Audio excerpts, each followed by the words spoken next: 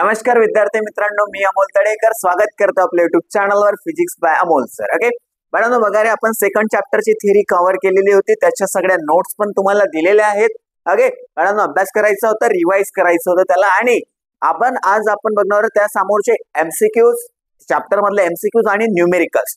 तर यासाठी बाळांनो एक सगळ्यात मोठा म्हणजेच महामंत्र किंवा त्याला आपण म्हणू शकतो, काय म्हणू शकतो रे बाळांनो, तुमच्यासाठी एक काय म्हणतात त्याला, युद्ध लढण्यासाठी काय शस्त्र, तुमचा जो काय सगळ्यात मोठा शस्त्र आहे तो काय आहे, तुमचे जे चॅप्टरमध्ये शिकलेले जे फॉर्म्युलाज आहेत ते तुम्हाला एका पेजवर किंवा फॉर्म्युलाची एक लिस्ट बनवायची आहे चॅप्टर वाईज. जसं की पहिल्या चॅप्टरचे वेगळे, दुसऱ्या चॅप्टरची एक वेगळी लिस्ट. ओके बाळांनो, का बरं, कारण आपण 12th बोर्डचा अभ्यास करतो आणि 12th बोर्ड मध्ये जर तुम्ही बघितले असणार तर फॉर्म्युलाच्या आधारावर आपल्याला काय विचारलं जातं रे, न्यूमेरिकल्स किंवा एमसीक्यू जे असतात ते फॉर्म्युला बेसिस असतात.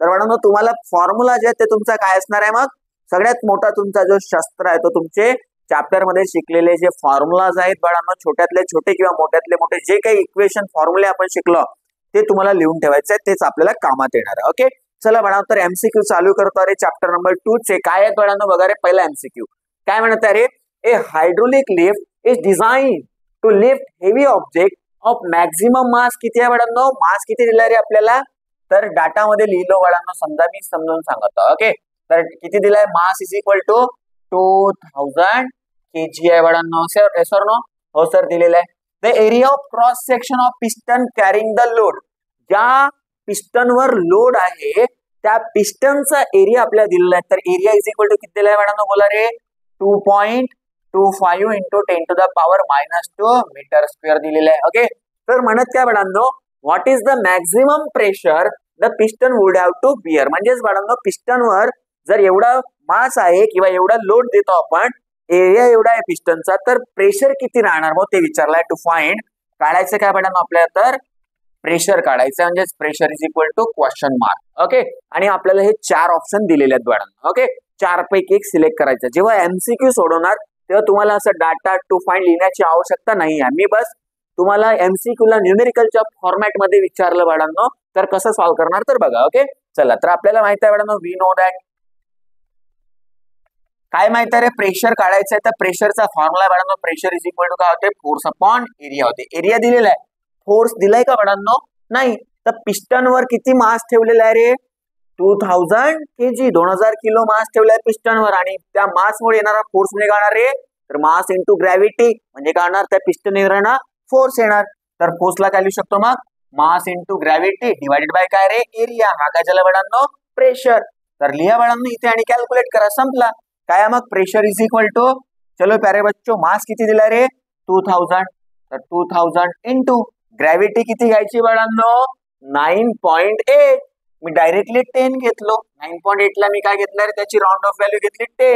ओके चला बाळांनो, डिवाइडेड बाय काय, एरिया. एरिया किती दिला आपल्याला, 2.25 into 10 to the power -2. Okay चला, आता काय करणार रे, इज इक्वल टू, बघा बाळांनो, हा जो याला कसा लिहू शकतो मी, तर 200 लिहिला का, 2000 ला 200 लिहिला म्हणजे इंटू किती करावं लागेल, तर 10 इंटू 10 म्हणजे काय झाला, 10 चा स्क्वेअर.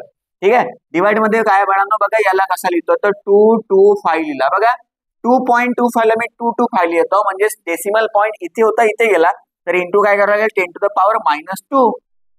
इंटू मध्ये कोणा already 10 to the power -2 already आहे बाळांनो. बघा 200 आणि 225 मध्ये भाग जातो, कितीचा भाग जातो रे, तर इज इक्वल टू, बघा 25 8 200 होते बाळांनो, म्हणजे 8 आणि 25 9 225 झाला का. चला बाळांनो, राहिला काय मग, 8 भागीला 9, किती राहिला रे, 10 to the power 2 राहिला, -2 वर गेला, पॉवर सपोज 10 चा पॉवर -2 आहे, इंटू 10 to the power -2 म्हणजे 10 to the power किती झाला, -4 झाला. 10 to the power -4 वर गेला म्हणजे इंटू मध्ये गेला, तर 10 to the power काय येणार रे, +4 होणार. कसं झालं बाळांनो, 10 to the power -2 into 10 to the power -2 म्हणजे डिनॉमिनेटर मध्ये काय, -2 म्हणजे 10 to the power -4. 10 to the power -4 वर गेला तर 10 to the power +4 झालं. ओके +2 +4 म्हणजे किती होणार आहे, 10 power 6 होणार. 8 भागीला 9 करायचं तुम्हाला.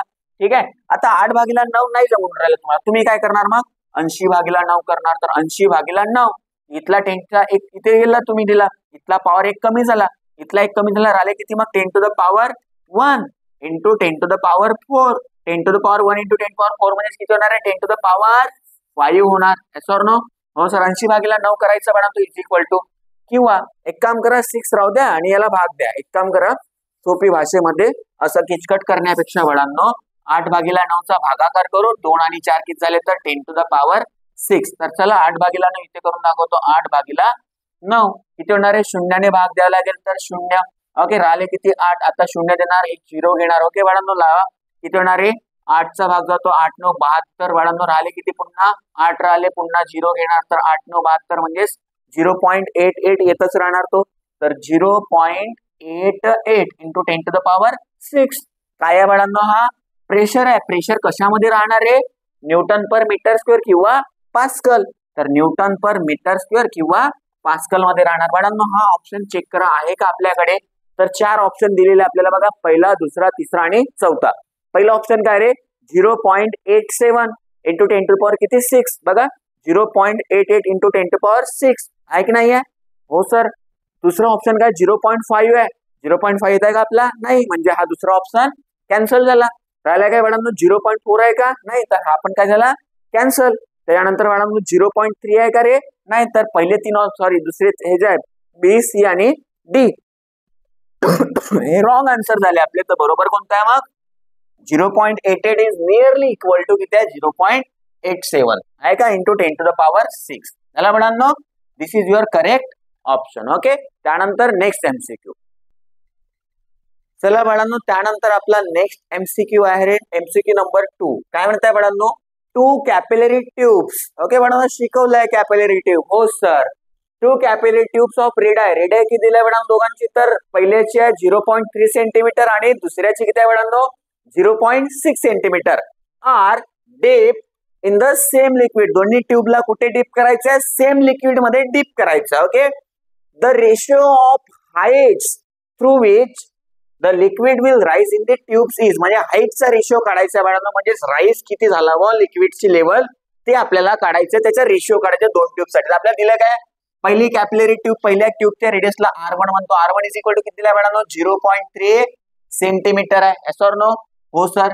त्याच्यानंतर बाळांनो दुसऱ्या कॅपिलरी ट्यूबची रेडियस किती आहे रे?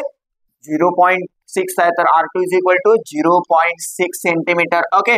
बाळांनो आता रेशिओ काढायचा आहे तर सेंटीमीटरला मीटर मध्ये करण्याची आवश्यकता नाहीये. काहून? तर मीटरचा रेशिओ तेवढाच येणार, सेंटीमीटरचा बी तेवढाच येणार. ओके. म्हणत काय रे? The ratio of heights. तर बाळांनो हाइटचा रेशिओ काढायचा दोन्ही ट्यूब साठी. म्हणजेच पहिल्यामध्ये लिक्विडची लेवल जे आहे ते H1 म्हणतो आणि दुसऱ्याची लिक्विड मध्ये हाइट जे आहे ते दुसऱ्या कॅपिलरी ट्यूब मध्ये हाइट जे लिक्विडची त्याला H2 म्हणतो. तर काढायचं काय? H1 upon H2 is equal to question mark. हा रेशिओ आपल्याला काढायचा आहे. तर आपल्याला बाळांनो फॉर्म्युला माहित आहे. काय माहित आहे रे? We know that. बाळांनो आपल्याला माहिती आहे एक गोष्ट. कोणती रे? तर rise or fall of liquid inside a capillary tube म्हणजे H इज इक्वल टू काय होता? 2t cos theta divided by R rho G. हा बघा बाळांनो मी आधीच सांगितलं की तुमच्यासाठी फॉर्म्युलाची लिस्ट बोथ तुमचा काय असणार आहे? एक महान शस्त्र तुमचा तो फॉर्म्युलाची लिस्ट असणार आहे. तुम्हाला फॉर्म्युले लिहून ठेवायचे. ओके. चॅप्टर मध्ये A to Z जेवढे बेत आहे ज्याला फॉर्म्युले माहिती आहे ना की हा कशाचा फॉर्म्युला आहे, काय आहे, कोणी आहे यामध्ये, बाळांनो त्याला हा क्वेश्चन इझिली सॉल्व्ह होणार आहे. आता काय दिसत आहे? तर बाळांनो आपल्याला फक्त रेडियस आणि हाईट मधला रिलेशन बघायचा आहे. बाकीच्या गोष्टी दिल्याय का आपल्याला यावाल्या? नाही. जे दिलाय तेच बघायचं आहे. तर काय दिलाय? हाईट काढायची आणि रेडियस दिलाय. तर हाईट आणि रेडियस मध्ये कसा प्रपोर्शन आहे बाळांनो? हाईट जे आहे ते रेडियसला इनवर्सली प्रपोर्शनल आहे. म्हणजेच कॅपिलरी ट्यूबची रेडियस वाढली तर हाईट काय होत आहे? लेवल काय होत आहे? कमी होत आहे. राईज और फॉल काय होत आहे? कमी होत आहे. तर बाळांनो याच्यावरून काय म्हणू शकतो की हाईट जे आहे वो इनवर्सली प्रपोर्शनल आहे कोणाला रे? रेडियसला. आता इनवर्स प्रपोर्शन आणि हाईटचा रेशिओ काढायचा आहे. तर देअरफॉर काय करणार बाळांनो बघा रे की पहिल्या कॅपिलरी ट्यूब मध्ये असलेले लेवल डिवायडेड बाय दुसऱ्यामध्ये असलेले लेवल किंवा हाईट म्हणतो आपण त्याला इज इक्वल टू काय होणार बघा. तर पहिल्याची जे रेडियस आहे ते डिवाइड मध्ये जाणार आणि दुसरा डिवाइड मध्ये त्याची रेडियस कुठे येणार? वर येणार. हा झाला इनवर्स प्रपोर्शन. बघा इनवर्स प्रपोर्शनचा अर्थ असा होतो बाळांनो ओके की H1 आहे तर R1 खाली गेला, इनवर्सली प्रपोर्शनल H1 R1 ला, आणि H2 जो आहे तो R2 ला इनवर्सली प्रपोर्शनल H2 खाली तर R2 कुठे आला? वर आला. बाळांनो दोघांचे बी कॉन्स्टंट काय होतील तर कॅन्सल झाले. ओके. राहिला काय तर H1 अपॉन H2. तर H1 upon H2 is equal to काय होणार आहे? R2. R2 किती आहे बाळांनो आपल्याकडे? 0.6 डिवायडेड बाय R1 किती आहे रे? 0.3 भागाकार केला बाळांनो तर H1 upon S2 is equal to 0.6 divide by 0.3 म्हणजे किती होणार आहे 2 डिवाइडेड बाय 1 म्हणजेच बाळांनो therefore H1 is to H2 is equal to काय होणार मग 2:1 and this is your required ratio. आता ऑप्शन आपल्याकडे 4 ऑप्शन आहेत तुम्हाला दिसत आहे का 2:1 कुठे आहे 2:1 बाळांनो option number B is the correct option okay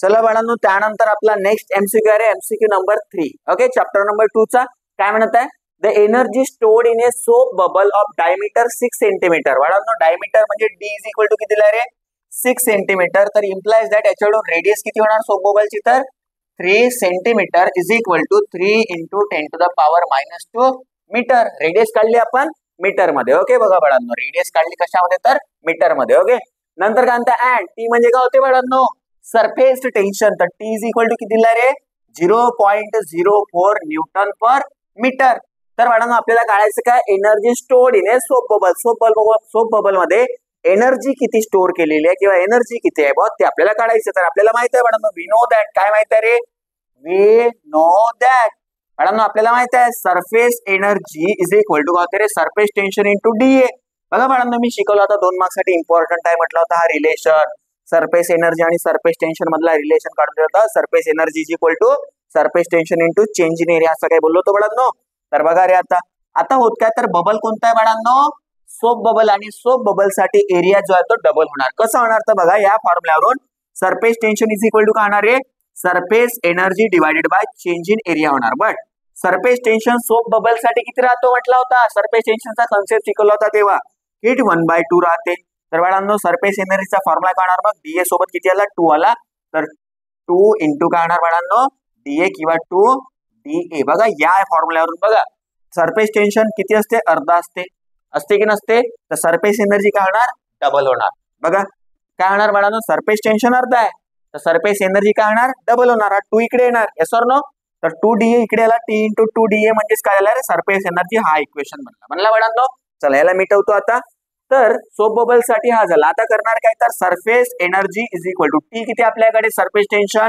0.04 into 2 into dA dA म्हणजे काय एरिया आहे बाळांनो एरिया कोणाचा रे तर सोप बबलचा सोप बबल कसा राहणार आहे स्पेरिकल तर एरिया ऑफ स्पियर काय राहणार 4 पाय r स्क्वेअर यस और नो चलो प्यारे बच्चों तर काय करणार इज इक्वल टू 4 दुने 8 झाले म्हणजेच 8 इंटू 10 to the power -2 कसे लिहिल्या सर तर बाळांनो 4 ला लिहू शकतो का सॉरी 0.04 ला लिहू शकतो का 4 into 10 to the power -2 4 into 2 म्हणजे 8 आता राहिले काय 4 832 हे 4 बी घेऊन घेतले चला ठीक आहे समजण्यासाठी असं तुमच्यासाठी तर करणे यार का परवडते नाही तर काय करणार इज इक्वल टू 4 लिहा इंटू 10 to the power -2 म्हणजे 0.04 इंटू 2 दुने 4 दुने 8 झाले इंटू पायची व्हॅल्यू रे 3.142 इंटू रेडियसचा स्क्वेअर आहे बाळा रेडियस किती आहे 3 इंटू 10 to the power -2 आहे तर 3 इंटू 10 to the power -2 चा काय होणार होल स्क्वेअर ओके चला बाळांनो 8 गुणिला 4 म्हणजे 832 इंटू काय होणार आहे 3.142 इंटू 10 to the power -2 बाकी आहे इथे इंटू 3 चा वर्ग किती रे 9 झाला बाळांनो इंटू 10 to the power -2 चा स्क्वेअर म्हणजे 10 to the power -4 ओके चला बाळांनो आता काय करणार तर 9 गुणिला 32 करा सरळ तर इज इक्वल टू काय होणार आहे 9 दुने 18 चे 8 हातचाला 1 9 दुने 18 9 ते 27 आणि 1 28 म्हणजे 288 इंटू किती आहे बाळांनो 3.142 इंटू -2 -4 किती होणार 10 to the power -6 ओके काय करायचं या दोघांचा गुणाकार करायचा संपला गुणाकार करतो बाळांनो बघा इकडे तुमच्यासाठी गुणाकार बी करून देतो ओके 3.142 इंटू किती आहे बाळांनो 288 चला बाळांनो यांचा गुणाकार करणार 8 दुने 16 चे 6 हातचाला 1 8 चौक 32 आणि 1 33 चे 3 हातचे आले 3 ओके 8 1 8 8 आणि 3 किती झाले बाळांनो 12 12 चे 2 हातचाला 1 ओके बाळांनो त्यानंतर 8 त्रिक 24 आणि 1 किती झाले रे 25 ओके त्याच्यानंतर पुन्हा 8 नेच करायचं तर असाच येणार तर 63252 ओके इंटू बाळांनो काय करणार बे दुने 4 4 दुने बे चौक किती झाले रे 8 झाले बे 1 बे त्यानंतर 3 दुने 6 ओके चला रे 6 यांची बेरीज करायची 6 ते 9 3 आणि 4 7 झाले सॉरी आपले 4 आणि 3 7 2 7 आणि 2 किती झाले रे 9 झाले 8 5 13 13 आणि 2 15 चे 5 हातचाला 1 5 आणि 5 किती झाले 10 चे 0 हातचाला 1 6 आणि 1 7 7 आणि 2 9 ओके एक दोन तीन तर एक दोन तीन म्हणजेच 9055.996 इज इक्वल टू काय बाळांनो 905.556 इंटू 10 टू द पॉवर किती रे -6 काय आहे बाळांनो तर ऑप्शन चेक करायचं आता आपण कॅल्क्युलेशन केलंय ऑप्शन कडे जायचं ऑप्शन मध्ये बघा की हा कसा आहे रे 10 टू द पॉवर बघा सगळ्यामध्ये -3 आहे याला -3 मध्ये कन्वर्ट करणार तर is equal to decimal point इथे आहे बाळांनो 10 टू द पॉवर -6 आहे या डेसिमल पॉइंटला इकडे आणलो 3 डिजिट इकडे घेऊन येतो तर इथे 3 काय होतील कमी होतील तर आला काय मग 0.905 इंटू 10 टू द पॉवर -3 काय आहे बाळांनो हे एनर्जी होती सरफेस एनर्जी होती कशामध्ये राहणार आहे जूल मध्ये राहणार आता ऑप्शन चेक करा बाळांनो ऑप्शन चेक करा 0.9 इंटू 10 टू पॉवर -3 जूल कोणता ऑप्शन आहे रे option A is the correct option okay बाळांनो अशा प्रकारे हा तिसरा एमसीक्यू होता त्यानंतर नेक्स्ट एमसीक्यू ओके त्यानंतर बाळांनो आपला नेक्स्ट क्वेश्चन आहे नेक्स्ट एमसीक्यू आहे एमसीक्यू नंबर 4 काय म्हणतात रे 2 hailstones with radii radius किती दिला 2 हेल स्टोन्सचे तर बाळांनो आर इन द रेशिओ रेडियसचा रेशिओ दिलाय 1:4 बाळांनो हेल स्टोन म्हणजे काय होते रे कधी बघितलंय का गारपीट होताना बघितलंय बाळांनो पावसाळ्या किंवा कधी काय होते की उन्हाळ्याचा जो संपणारा भाग असतो त्या गारपीट होते गारपीट होताना बघितली असणार तर काय होतात रे बर्फ पडतो अशा आपल्या स्पेरिकल फॉर्म मध्ये बर्फ पडतो खाली त्याला काय म्हणतात तो जो बर्फाचा जो तुकडा असतो त्याला काय म्हणतात रे हेल स्टोन म्हणतात ओके म्हणजेच बाळांनो काय तो गारपीट वाला जो दगडासारखा बर्फ येतो ना तो काय हेल स्टोन आहे तर 2 बर्फाचे तुकडे किंवा 2 हेल स्टोन आहेत गारपीटचे जे बर्फ आहे तो विथ रेडियस बाळांनो दोघांच्या रेडियसचा रेशिओ किती दिला रे 1:4 तर पहिल्याची रेडियस समजा R1 आहे दुसऱ्या स्टोनची रेडियस R2 आहे दोघांचा रेशिओ किती आहे रे 1:4 दिलेला बाळांनो हो सर तर म्हणत काय question fall from a great height through the atmosphere म्हणजे वातावरणातून किंवा काय होतात रे वरून ते खाली येत आहेत ओके कोण गारपीटचे जे ते काय असतात गार असतात ते ओके तर करायचं काय then the ratio of their terminal velocities radius दिले आपल्याला बघा दोघांच्या रेडियसचा रेशिओ दिलाय आणि विचारला काय बाळांनो टर्मिनल व्हेलॉसिटीचा रेशिओ विचारलाय म्हणजेच काढायचं काय रे आपल्याला तर टर्मिनल व्हेलॉसिटी पहिल्या हेलस्टोनची डिवाइडेड बाय टर्मिनल व्हेलॉसिटी दुसऱ्या हेलस्टोनची तर याला v1/v2 म्हणतो डायरेक्ट ओके v1/v2 हा आपल्याला काय काढायचा रेशिओ काढायचा काय आहे हा terminal व्हेलॉसिटीचा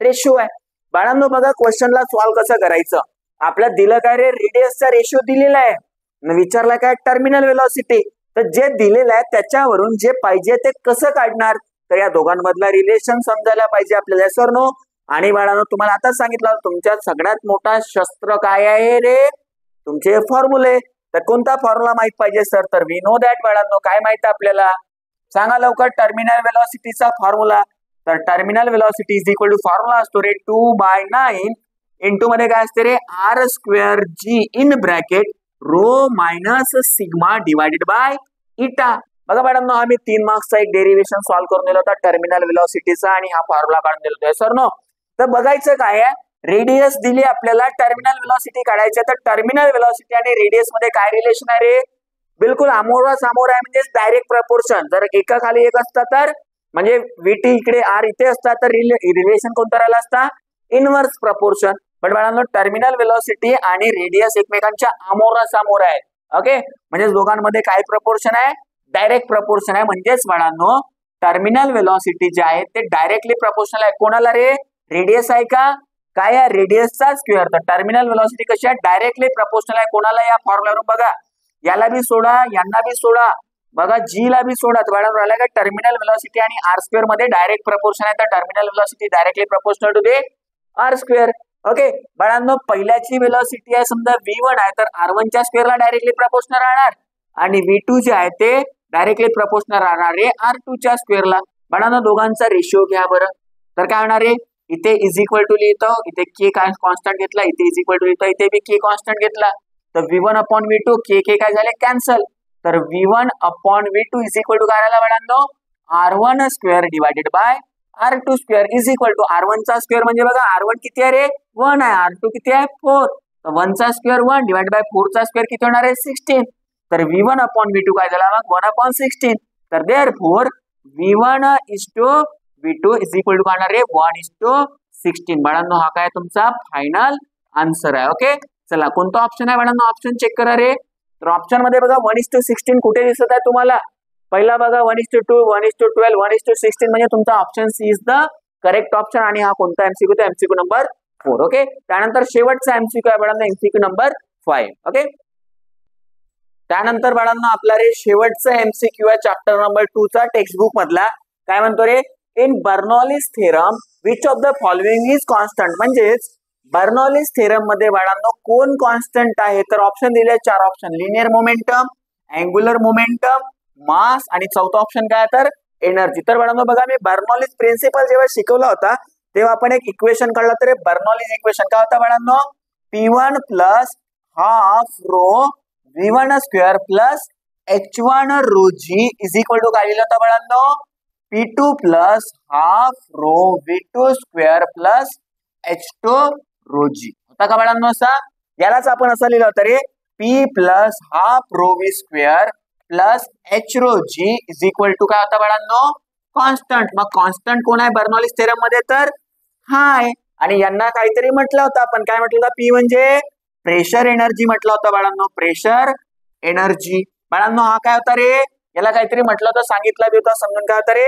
kinetic energy per unit volume. तर काय लिहिणार? Plus kinetic energy per unit volume plus बाळांनो हा कोण होता रे? तर potential energy per unit volume is equal to काय झाला बाळांनो? कॉन्स्टंट. बघा, pressure energy, kinetic energy per unit volume आणि potential energy per unit volume कशी आहे? कॉन्स्टंट. म्हणजे कॉन्स्टंट कोण आहे बाळांनो? तर टोटल एनर्जी कशी आहे मग? तर कॉन्स्टंट आहे. तर कॉन्स्टंट कोण झाला रे? एनर्जी कॉन्स्टंट राहणार. कोणत्या थेरम मध्ये किंवा कोणत्या प्रिन्सिपल साठी? बर्नॉलिस प्रिन्सिपल साठी टोटल एनर्जी कशी येत आहे?